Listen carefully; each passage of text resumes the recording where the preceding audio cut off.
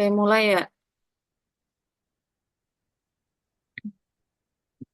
Sebelumnya, Assalamualaikum warahmatullahi wabarakatuh. Yang terhormat kepada Bapak Hasan Mukibah, SEMSI AKCA. Kemudian yang terhormat juga kepada Bapak Tri Suliso Wahyu Aji, SEMSC. Di sini kami dari kelompok 6 akan membahas materi mengenai analisis regresi. Sebelumnya, perkenalkan nama saya Putri Wahyu Kusuma Ningrum dengan 3 digit NIM di belakang 049 serta rekan saya. Saya Saya Benedikt, Fatia Hanani dengan 3 digit NIM terakhir 226. saya Benedikta Ines dengan 3 digit NIM terakhir 291. Oke, selanjutnya kami di sini akan membahas yang pertama ada analisis regresi, yang kedua ada kesalahan baku pendugaan, yang ketiga ada analisis regresi linear sederhana, yang keempat ada selang pendugaan dan selang kepercayaan, yang kelima ada koefisien determinasi, kemudian yang keenam ada hubungan antara koefisien korelasi, koefisien determinasi, dan kesalahan baku pendugaan. Yang ketujuh ada analisis regresi berganda. Yang kedelapan ada kesalahan baku ganda pendugaan. Dan yang terakhir ada asumsi-asumsi. Nah, oke, yang pertama itu ada analisis regresi. Analisis regresi sendiri adalah metode statistik yang digunakan untuk memahami hubungan antara satu atau lebih variabel independen dengan variabel dependen. Nah, teknik ini itu membantu dalam memprediksi nilai variabel dependen berdasarkan perubahan dalam variabel independen, serta mengidentifikasi seberapa kuat hubungan di antara mereka. Nah, analisis ini itu biasanya digunakan dalam bidang ekonomi, keuangan, bis- dan bisnis untuk membuat sebuah keputusan berdasarkan data historis. Di bawah ini merupakan persamaan regresi di mana Y aksen sama dengan beta hat beta hat 0 ditambah beta hat 1 x 1 ditambah beta hat 2 x 2 ditambah beta hat 3 x 3 dan selanjutnya, di mana y aksen ini merupakan variabel dependen, x variabel independen, dan beta hat itu menggambarkan parameter. Oke, next. Nah, dalam analisis regresi linear ini adalah teknik statistik untuk membuat model dan menyelidiki pengaruh antara satu atau beberapa variabel bebas terhadap satu variabel respon. Analisis regresi ini dibagi menjadi regresi linear dan non-linear. Eh, Untuk regresi linear ini dibagi lagi menjadi dua, yaitu regresi linear sederhana dan regresi linear berganda yang akan dijelaskan berikut ini. Oke, next. Sebelum kita membahas keduanya, di sini kita bahas sedikit tentang kaidah kuadrat terkecil. Jadi, kaidah kuadrat terkecil itu adalah perbedaan penilaian yang dapat dihilangkan dengan cara menentukan garis regresi melalui metode matematika. Nah, metode ini menghasilkan garis lurus dengan kesesuaian terbaik. Selain itu, metode ini juga meminimumkan jumlah kuadrat jarak deviasi vertikal terhadap garis itu sendiri. Tujuan dari kuadrat terkecil ini untuk menentukan dugaan yang menghasilkan jumlah kuadrat minimum. Bisa dilihat pada gambar sebelahnya itu, eh, gambar tersebut merupakan garis regresi yang ditentukan dengan metode kuadrat terkecil. Garis ini itu mempunyai kesesuaian terbaik karena jumlah kuadrat jarak vertikalnya itu minimum. Jadi kaidah kuadrat terkecil itu titik dari garis miring kalau pada gambar tersebut. Oke, next.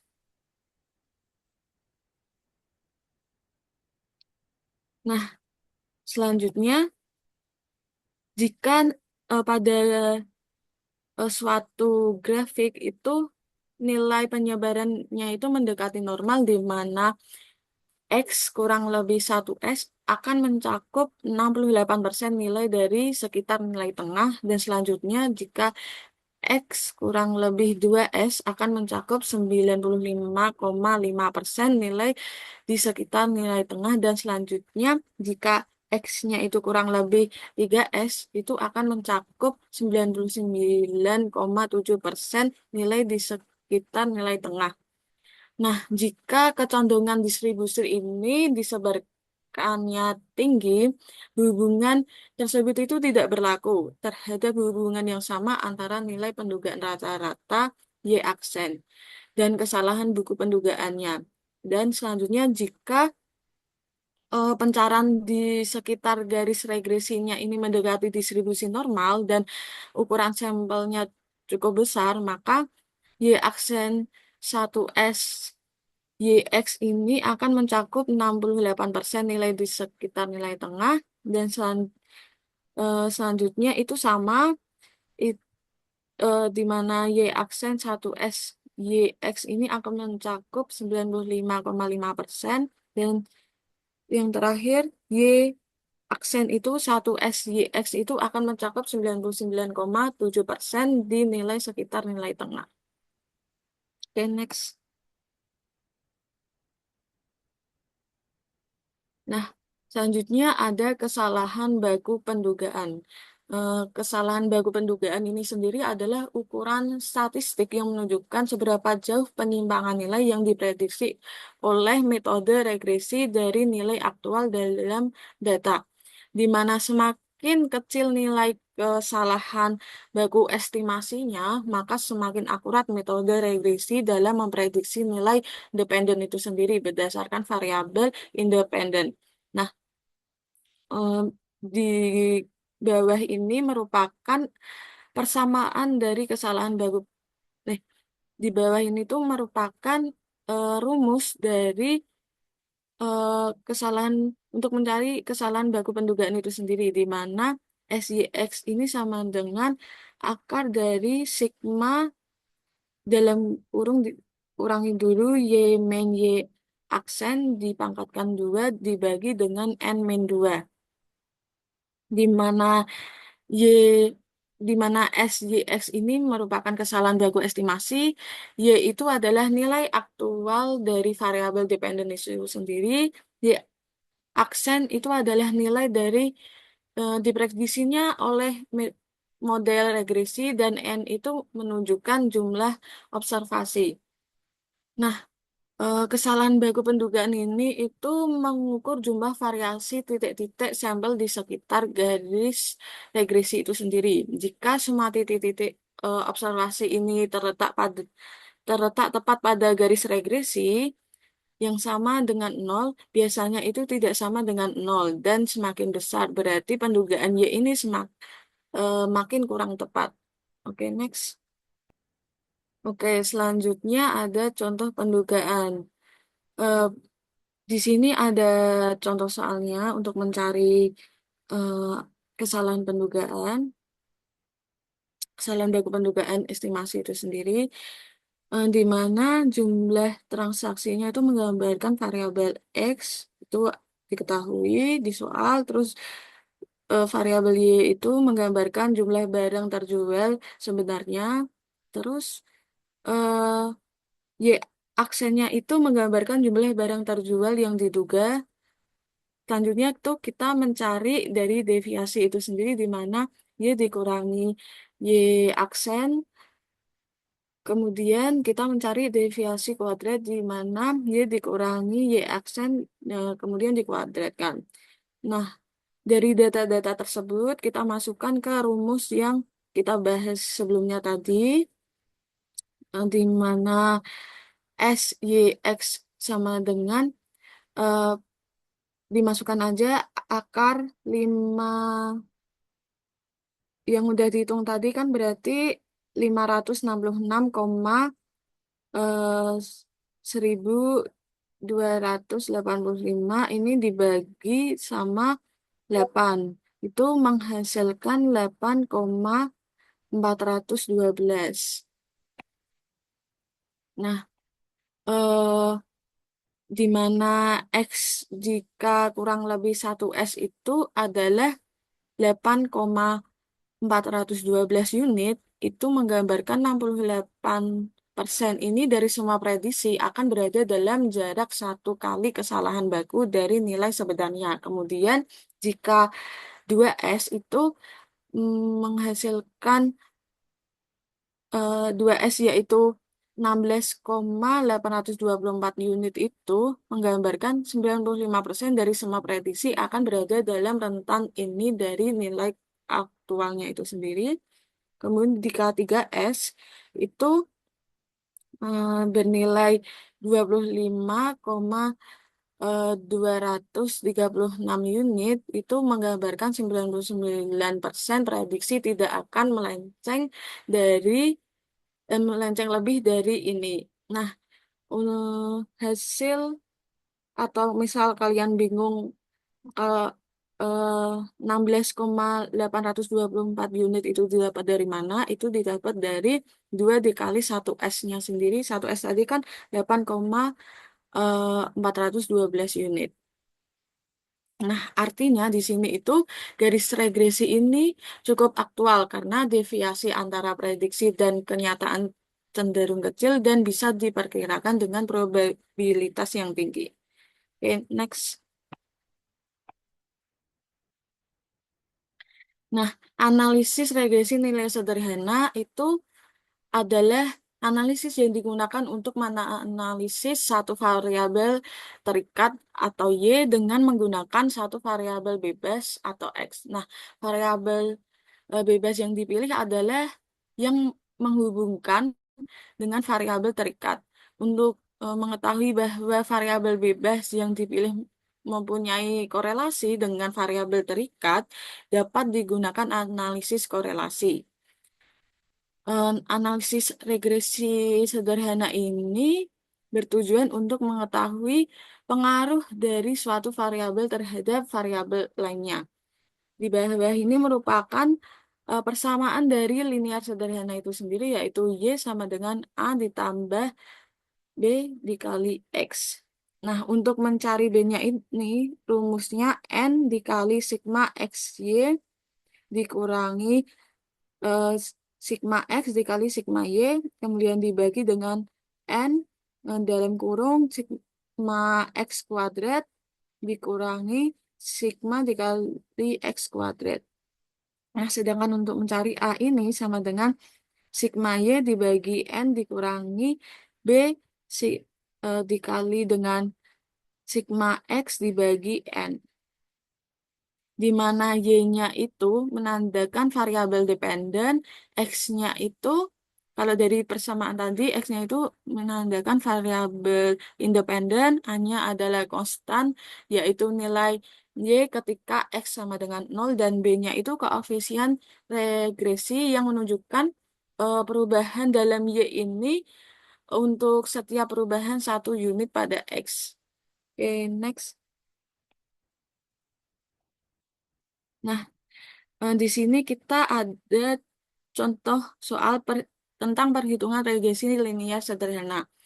Eh, Diketahui di gambar itu jika jumlah transaksi itu menggambarkan variabel X, kemudian Y-nya itu digambarkan dengan jumlah barang yang terjual. Nah, kemudian kita mencari X kuadratnya dulu, X kali Y dan Y kuadrat untuk mempermudah hitungan. Nah, kemudian kita masukkan aja ke rumus yang tadi sehingga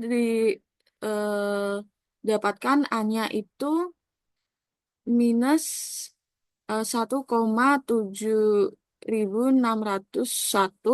dan kemudian B-nya itu ketemu dengan 2,1387. Oke, next.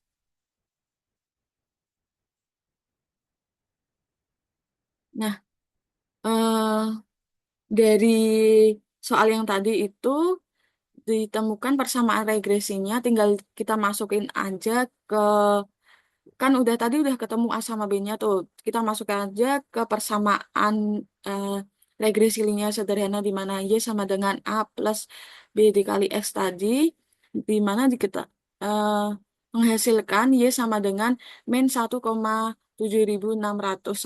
ditambah dengan 2,1387 X. Dengan demikian, jika seandainya seorang sales representatif ini melakukan 2 kali transaksi dalam 1 bulan, maka jumlah barang yang diharapkan dapat terjual adalah 81,139 yang diperoleh dari Y aksen dari persamaan tadi itu tinggal kita masukkan 20-nya ke eh, variabel X itu.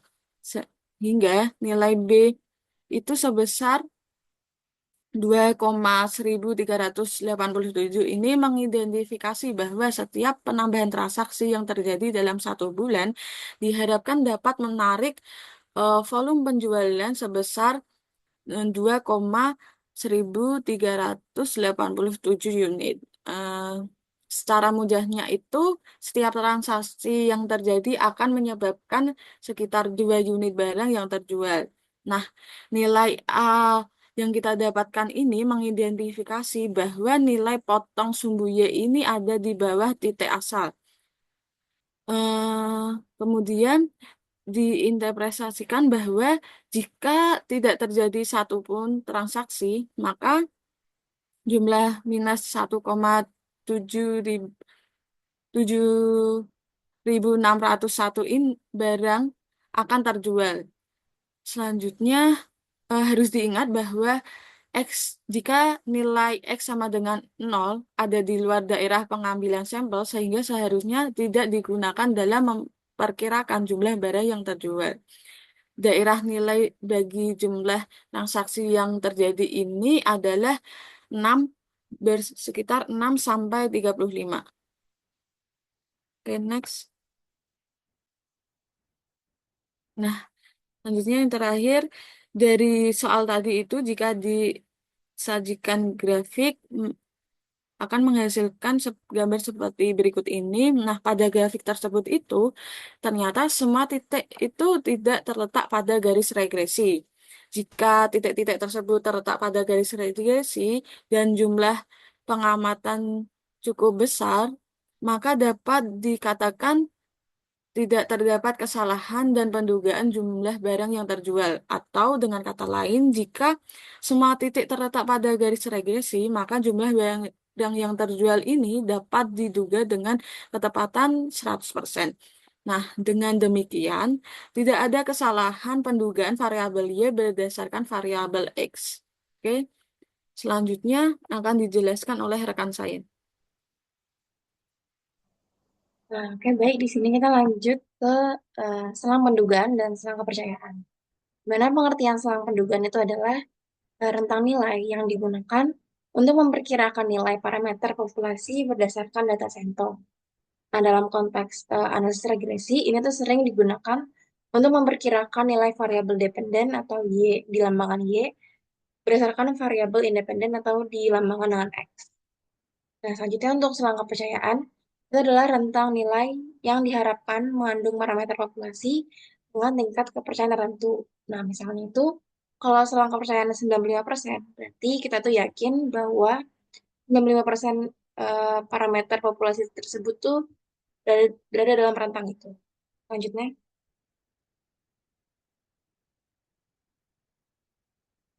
nah di sini ada untuk rumus selang kepercayaan di mana Y aksen plus minus T dalam kurung S, Y dikali X, Y dikali X, akar dari 1/N ditambah X min X bar kuadrat per sigma X kuadrat min sigma X kuadrat per N. Nah, di mana itu Y aksen itu adalah nilai pendugaan bagi sembarang nilai X terpilih. X per X itu adalah nilai variabel X yang terpilih. Kemudian X yang di bawah itu adalah nilai tengah variabel X yang diperoleh dari sigma X per N. Dan N adalah jumlah pengamatan. Sementara itu S, Y dikali X itu adalah kesalahan baku pendugaan.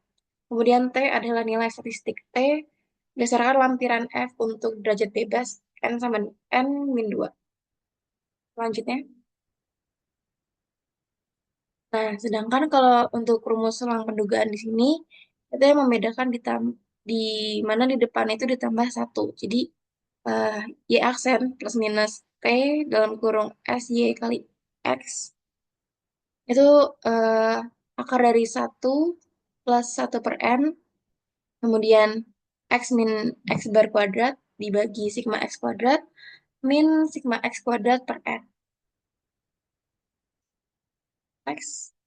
Nah, untuk lebih jelasnya, di sini ada contoh soal di mana diberikan data tentang hubungan antara jam belajar siswa yang dilambangkan dengan X dan nilai ujian yang dilambangkan dengan Y. Sebagai berikut, X itu berurutan dari 2, 4, 6, 8, Y 50, 60, 70, 80. Nah, untuk perintahnya, yang pertama hitunglah persamaan regresi linearnya, kedua tentukan selang kepercayaan, 95% untuk prediksi nilai ujian jika siswa belajar selama 5 jam. Ya. Nah, untuk penyelesaiannya di sini, yang pertama kita harus hitung persamaan regresinya. Yang pertama, menghitung rata-rata untuk X bar, itu tadi yang di lambang sumbu X itu ada 2, 4, 6, 8. Di total, terus dibagi 4, hasilnya 5. Kemudian untuk Y barnya itu adalah 50 tambah 60, 70 tambah 80 dibagi 4 menghasilkan 65. Nah, kemudian untuk selanjutnya kita menghitung koefisien regresi di lapangan dengan B dan intercept di lapangan dengan A. Nah, intercept itu adalah titik potong sumbu Y. Nah, dengan perhitungan itu diperoleh B sama dengan 5 dan A sama dengan 40 didapat dari eh, tadi Y barnya 65 dikurang 5 dikurang X barnya 5 kemudian dikali dengan B-nya 5 itu menghasilkan nilai 40. Nah, jadi untuk persamaan regresi yang kita dapat di sini adalah Y aksen sama dengan 40 plus 5X. Nah, selanjutnya kita akan menghitung nilai prediksi untuk X0 sama dengan 5.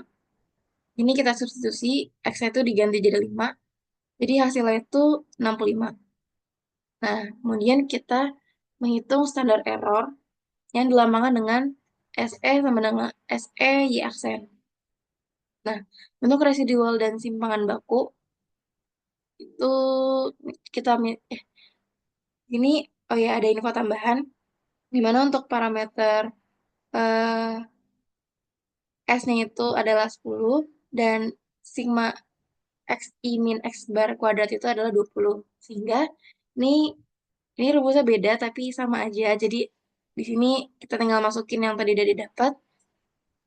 SEY aksennya itu adalah 10 akar dari 1/4 ditambah 0/20 itu menghasilkan 10 kali 1/2 itu sama dengan 5. Nah, kemudian untuk nilai T-nya itu ada di tabel itu dengan derajat kebebasan DF itu sama dengan N min 2. Jadi ini 4 min 2 sama dengan 2. Jadi T 0,25 itu adalah 4,303. Selanjutnya, nah dengan ini kita bisa menghitung selang kepercayaannya, di mana selang kepercayaan di sini yang aku pakai rumusnya itu adalah Y aksen plus minus T alfa per 2 dikali SE Y aksen. Nah, kita substitusi ke yang udah didapat tadi.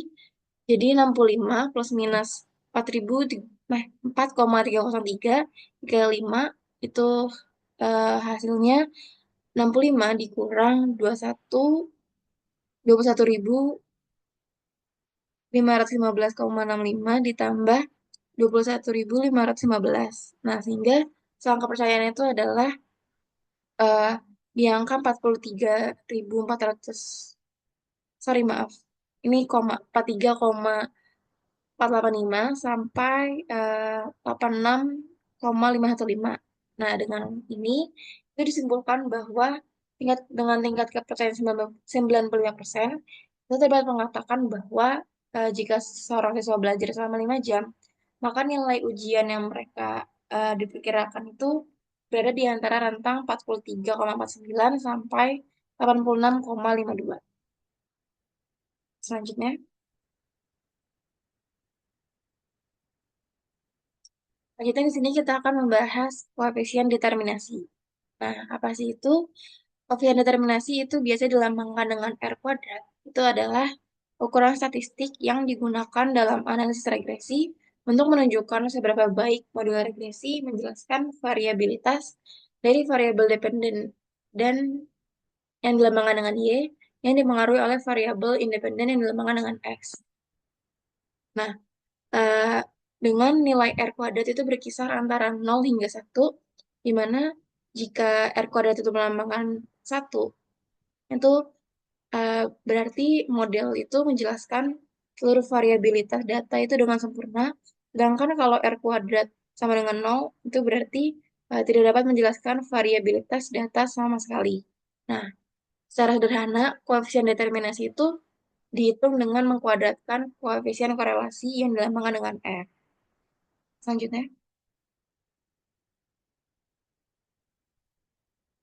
nah oke, sebelum kita masuk ke rumus, di sini penggunaan koefisien determinasi itu untuk penelitian kuantitatif dan data series serta cross section. Nah, dalam time series itu yang berdasarkan waktu, nilai R kuadrat itu cenderung lebih tinggi karena hubungan antar variabel tuh biasa lebih kuat. Sedangkan kalau dalam data cross section atau pada suatu waktu tertentu, nilai R kuadrat tuh biasanya sebesar 0,2 sampai 0,3. Itu sudah dianggap cukup baik. Nah, kemudian di sini ada rumusnya, eh, di mana R kuadrat itu sama dengan sigma Y aksen min Y dikuadratkan per sigma Y min Y kuadrat. Atau bisa rumus yang satunya, di mana R kuadrat sama dengan 1 min SSE per SST. Nah, di mana Y aksen adalah nilai prediksi dari model regresi, dan Y itu adalah nilai aktual variabel dependen, sedangkan Y bar adalah rata-rata nilai Y. Kemudian untuk SSE itu adalah sum of square errors atau varian yang tidak dijelaskan oleh model. Sedangkan SST itu adalah total sum of squares, di mana total varian dalam data. Selanjutnya, nah di sini kita mengambil contoh soal yang sama dengan sebelumnya, di mana diberikan data tentang hubungan antara jam belajar siswa yang dilambangkan dengan X dan nilai ujian dilambangkan dengan Y. Dengan persamaan regresi, itu diketahui sebagai Y aksen sama dengan 40 plus 5X dengan tabel sebagai berikut. Kita langsung aja ke penyelesaiannya. Next. Oke, di sini untuk langkah-langkah penyelesaiannya, itu yang pertama, kita menghitung rata-rata nilai Y atau Y bar, di mana sigma Y per N itu 50, ditambah 60, ditambah 70, ditambah 80. Ini itu yang nilainya dibagi 4, menghasilkan 65. Kemudian langkah selanjutnya itu kita menghitung nilai prediksi Y. Dan kita mensubstitusi nilai X ke persamaan regresi. Nah, jika X sama dengan 2, maka Y aksen sama dengan 40 plus 5 dikali 2 sama dengan 50. Itu selanjutnya. Nah, dengan demikian, ini membuktikan bahwa rumusnya dapat digunakan dengan sesuai hasil nilai yang sebelumnya itu. Next. Nah, selanjutnya kita akan menghitung SST, di mana tadi SST itu adalah total varian yang ada dalam data dengan rumus sigma dalam kurung Y min Y bar kuadrat. Nah, jadi ini kita menghitung untuk setiap komponen nilainya itu. Jadi untuk yang pertama, untuk Y sama dengan nilai 50, itu adalah 50 min 65 kuadrat, itu hasilnya min 15 kuadrat, hasilnya 225. Selanjutnya untuk 60 sama, rumusnya itu menghasilkan 25. Untuk 70 hasilnya 25, untuk 80 itu hasilnya 225. Nah, ini semua kita jumlahkan hingga hasilnya itu adalah 500. Kemudian kita akan menghitung SSE dengan rumus sigma dalam kurung Y min Y aksen kuadrat. Nah, karena nilai prediksi Y aksennya sama dengan nilai aktual Y, maka untuk semua data SSE itu adalah 50 min 50 kuadrat, ditambah 60 min 60 kuadrat, ditambah 70 min 70 kuadrat, ditambah 80 min 80 kuadrat, hasilnya 0. Maksudnya, nah sehingga untuk menghitung koefisien determinasi atau R kuadrat, itu kita substitusikan nilai SST dan SSE yang sudah kita dapat tadi, di mana R kuadrat sama dengan 1 min SSE per SST sama dengan 1 min 0 per 50 sama dengan 1. Nah, kesimpulannya adalah nilai koefisien determinasi R kuadrat sama dengan 1, itu berarti model regresi mampu menjelaskan seluruh variasi dalam data secara sempurna. Oke, selanjutnya.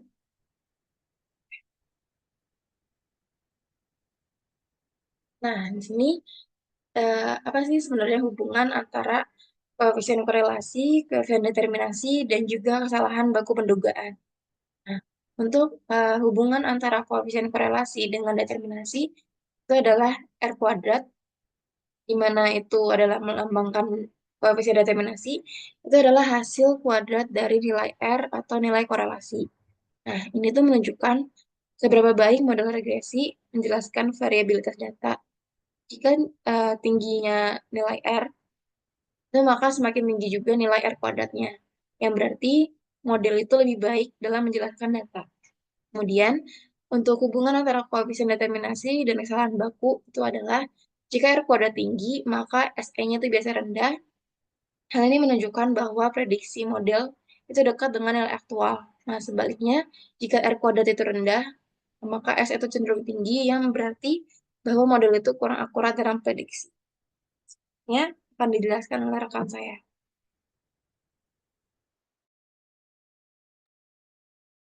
Nah, selanjutnya ada analisis regresi berganda. Kalau di regresi linear yang sederhana, persamaan regresinya itu hanya ada satu variabel tidak bebas dan satu variabel bebas. Nah, penggunaan hanya satu variabel bebas untuk menduga variabel tidak bebas mengabaikan hubungan antara variabel-variabel tidak bebas lain dengan variabel-variabel bebas yang sedang eh, kita gunakan untuk menduga. Nah, analisis regresi berganda ini memperluas studi kita tentang regresi dengan menguji pengaruh dari dua atau lebih variabel bebas terhadap variabel tidak bebas. Analisis regresi linear berganda digunakan untuk mengukur pengaruh antara lebih atau dari satu variabel prediktor atau variabel bebas terhadap variabel terikat. Dapat dikatakan juga ini adalah hubungan secara linear antara dua atau lebih variabel independen berupa x1, x2, x3, dan seterusnya dengan variabel dependen yaitu y. Uh, untuk dua variabel bebas, bentuk umum persamaan regresi bergandanya adalah sebagai berikut. Yaitu Y aksen sama dengan A ditambah B1 X1 ditambah B2 X2, di mana Y adalah nilai prediksi, Y aksen adalah nilai prediksi dari variabel Y berdasarkan nilai variabel X yang dipilih. Sedangkan X1 dan X2-nya adalah variabel bebas. Lalu B1 itu adalah kemiringan garis atau perubahan bersih Y per unit perubahan X1. Begitupun juga dengan B2 yaitu kemiringan garis atau perubahan bersih Y per unit perubahan X2. Berikut ada contoh soal mengenai regresi linear berganda. Di sini diketahui bahwa seorang manajer penjualan memilih 10 orang tenaga penjualan atau salesman. Ia mencatat jumlah yang mereka jual bulan lalu, jumlah transaksi yang mereka buat, dan banyaknya jenis produk yang dijual tiap orang. Apabila didapat persamaan regresinya itu Y aksen sama dengan min 11,452 ditambah 1,467 X1 dan ditambah 6,588 X2 dengan jumlah barang yang terjual diketahui sebagai variabel terikat. Jumlah transaksi adalah variabel bebas pertama dan banyaknya jenis produk adalah variabel bebas kedua. Dugalah jumlah barang yang dijual untuk salesman yang melakukan 20 transaksi dan menjual 5 jenis produk yang berbeda. Lalu kita bahas penyelesaian soal ini. Pertama kita dulu tulis ulang persamaannya. Lalu kita identifikasi. Di sini ada X1 dan X2. Di soal tadi kita tahu bahwa X1 atau variabel bebas pertama itu adalah jumlah transaksi. Di mana jumlah transaksinya di sini itu ada 20 transaksi. Jadi 20 itu kita substitusikan ke persamaan. Begitupun juga dengan variabel X2. Di soal diketahui X2 atau variabel bebas yang kedua itu merupakan banyaknya jenis produk. Di mana banyaknya jenis produk itu ada 5 jenis produk yang berbeda. Jadi 5 tadi kita substitusikan ke persamaan untuk menggantikan X2. Barulah dari sini bisa kita hitung, yaitu Y aksen sama dengan min 11,452 ditambah 1,467 dikalikan dengan 20 ditambah 6,588 dikalikan dengan 5 yang hasilnya min 11,452 ditambah 29,34 ditambah 32,94 dan hasil akhirnya yaitu 50,828. Nah, kalau tadi untuk dua variabel bebas itu hanya ada X1 dengan X2, untuk 3 variabel bebas itu maka ada X3. Sehingga persamaannya itu jadi Y aksen sama dengan A ditambah B1 X1 ditambah B2 X2 ditambah B3 X3. Nah, persamaan tersebut dapat diperluas untuk berapapun banyaknya variabel bebas, sehingga disimbolkan dengan K, yang akan menghasilkan persamaan umum regresi bergandanya, yaitu Y aksen sama dengan A ditambah B1 X1 ditambah B2 X2 ditambah B3 X3, sampai seterusnya hingga BKXK. BKXK ini menunjukkan jumlah variabel bebas yang lebih dari 3. Berikut juga ada contoh lagi yang tidak jauh berbeda juga dengan contoh yang pertama. Di sini diketahui bahwa Thomson mesin membutuhkan mekanik untuk beberapa mesin baru berteknologi tinggi. Untuk menyelidiki faktor-faktor yang dapat menduga kecakapan atau kemampuan mekanik menangani mesin baru, ada 4 variabel yang dipertimbangkan, yaitu lama pengalaman pegawai sebagai mekanik disimbolkan dengan X1, skor tes kecakapan mekanik disimbolkan dengan X2, penilaian atas pekerjaan sebelumnya disimbolkan dengan X3, dan umur disimbolkan dengan X4. Diketahui di sini persamaannya yaitu Y aksen sama dengan 11,6 ditambah 0,4 X1 ditambah 0,286 X2 ditambah 0,112 X3 ditambah 0,002 X4. Di sini kita bisa lihat bahwa variabel bebasnya itu lebih dari 4, sesuai dengan rumus yang kita bahas tadi. Nah, jika Carlos melamar pekerjaan tersebut dengan pengalaman menjadi mekanik selama 6 tahun, skor tesnya itu 280, tingkat penilaian pekerjaan sebelumnya 97, dan umurnya itu 35 tahun, dugalah nilai kecakapan Carol pada mesin baru tersebut. Bisa kita selesaikan soal ini dengan cara yang serupa. Yang pertama kita tulis persamaannya, lalu kita identifikasi mulai dari X1, di mana X1 itu lama pengalaman. Di sini lama pengalamannya yaitu 6 tahun. 6-nya itu nanti kita substitusikan ke persamaan. X2-nya yaitu skor tes kecakapan, yaitu 280, juga kita substitusikan ke X2.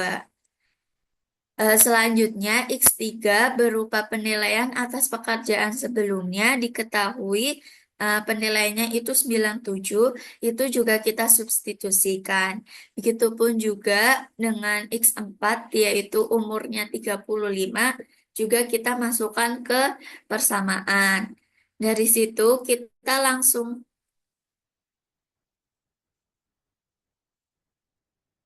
dari situ Dari situ bisa kita langsung hitung aja. Jadi Y aksen 11,6 ditambah 0,4 dikali 6 ditambah 0,286 dikali 280 ditambah 0,112 dikali 97 ditambah 0,002 dikali 35. Hasilnya yaitu 105,014. Selanjutnya juga ada kesalahan baku ganda pendugaan. Jadi kalau di yang linear sederhana itu ada kesalahan baku pendugaan juga. Kalau di berganda juga ada kesalahan baku ganda pendugaan. Di mana kesalahan baku ganda pendugaan adalah kesalahan standar estimasi yang digunakan dalam regresi linear berganda. Kesalahan baku pendugaan itu menunjukkan seberapa besar kesalahan prediksi yang dapat terjadi dalam kumpulan data. Rumus untuk kesalahan baku berganda pendugaan hampir sama dengan yang digunakan untuk satu variabel bebas. Yang membedakan adalah adanya variabel K, di mana variabel K adalah jumlah variabel bebas dan N adalah jumlah pengamatan dalam sampel. Kita bisa langsung ke contoh soalnya. Nah, contoh soal ini juga contoh soal yang sama dengan yang saya bahas pertama tadi, di mana ada manajer penjualan yang memilih 10 orang salesman. Diketahui ada persamaannya juga di sini sama kayak tadi. Nah, di sini juga diketahui untuk 10 orang salesman itu masing-masing X1, X2-nya itu berapa. Dari informasi ini bisa kita hitung penyelesaiannya adalah sebagai berikut. Kan sudah diketahui X1 dan X2-nya. Nilai-nilai variabel bebas yaitu X1 dan X2 yang diketahui pada tabel itu disubstitusikan ke persamaan regresi sehingga diperoleh Y aksen. Jadi cara untuk mencari Y aksen itu sama seperti dua contoh sebelumnya yang saya jelaskan. Nah, kalau udah tahu X1, X2, Y, dan Y aksen, bisa kita cari Y min Y aksen, di mana perbedaan antara penjualan sesungguhnya dan penjualan dugaannya disebut sebagai residu. Untuk mencari kesalahan baku berganda pendugaan, pertama tentukan residu untuk setiap penjual. Nah, selanjutnya residu itu kita kuadratkan yang didapat dan jumlahkan semua kuadrat residu tersebut. Jadi, Y min Y aksen tadi kita kuadratkan semuanya. Lalu, dari 10 salesman itu kita jumlahkan. Di mana di sini kita ketahui bahwa jumlahnya yaitu 435,6618. Setelah itu bisa kita masukkan ke rumus kesalahan baku pendugaan tadi, di mana rumusnya yaitu S sama dengan akar dari sigma Y min Y aksen kuadrat per N min K ditambah 1. Nah, eh, sigma dari Y min Y aksen kuadrat itu yang kita ketahui dalam tabel tadi yaitu 435,6618. Sedangkan N-nya itu adalah 10 yaitu ada 10 salesman. Dan K-nya yaitu ada 2 karena di sini ada 2 variabel bebas yaitu X1 dan X2. Sehingga di sini kita peroleh hasilnya yaitu 7,889. Next, yaitu asumsi-asumsi pada regresi berganda. Di sini ada 4 asumsi. Yang pertama, variabel tidak bebas dan variabel bebas memiliki hubungan yang linear atau hubungan berupa garis. Yang kedua, variabel tidak bebas haruslah bersifat kontinu dan paling tidak berskala selang. Yang ketiga, keragaman atau variasi dari selisih nilai pengamatan dan pendugaan harus sama untuk semua nilai pendugaan Y. Jadi Y min Y aksen kira-kira harus sama untuk semua nilai Y aksen. Dalam kasus ini, perbedaan akan memperlihatkan heterokedastisitas. Lalu residu yang dihitung dari Y min Y aksen harus menyebar normal dengan rata-rata 0. Dan asumsi yang keempat, yaitu pengamatan-pengamatan variabel tidak bebas berikutnya harus tidak berkorelasi. Pelanggaran umum yang ini disebut autokorelasi. Nah, di asumsi tadi udah beberapa kali disebutkan pelanggaran-pelanggaran terhadap asumsi. Nah, di sini lebih jelasnya lagi ada 3 pelanggaran-pelanggaran terhadap asumsi regresi linear berganda. Dari mulai yang pertama yaitu autokorelasi. Autokorelasi adalah korelasi variabel yang sama antara 2 interval waktu yang berurutan. Autokorelasi terjadi apabila pengamatan variabel tidak bebas berikutnya berkorelasi. Kondisi ini sering terjadi apabila terdapat faktor waktu dalam analisis. Lalu pelanggaran yang kedua yaitu heterokedastisitas, yaitu kondisi di mana varians dari kesalahan dalam model regresi tidak konstan. Varians kesalahan adalah ukuran seberapa jauh nilai prediksi dari model berbeda dari nilai aktual. Dalam analisis regresi, salah satu asumsi penting adalah bahwa error memiliki varians yang konstan. Jika asumsi ini dilanggar, hasil estimasi model bisa tidak akurat, menyebabkan bias dalam estimasi dan mempengaruhi juga dalam kesimpulan statistik. Dan pelanggaran yang terakhir yaitu multikolinearitas, yaitu kondisi yang terjadi dalam analisis regresi berganda jika variabel-variabel bebas itu sendiri berkorelasi. Hal ini akan mengubah kesalahan baku pendugaan dan bisa menyebabkan kesimpulan yang salah sehubungan dengan manakah variabel bebas yang mempunyai pengaruh nyata dan yang tidak nyata. Biasanya jika ada korelasi yang erat antara 2 variabel bebas, maka salah satu diabaikan. Nah, pelanggaran terhadap asumsi ini merupakan pembahasan terakhir di materi kelompok 6. Selanjutnya, apabila ada pertanyaan akan disampaikan di Elena. Berikut merupakan presentasi dari kelompok 6. Apabila ada kesalahan, mohon dimaafkan. Cukup sekian dan terima kasih. Wassalamualaikum warahmatullahi wabarakatuh.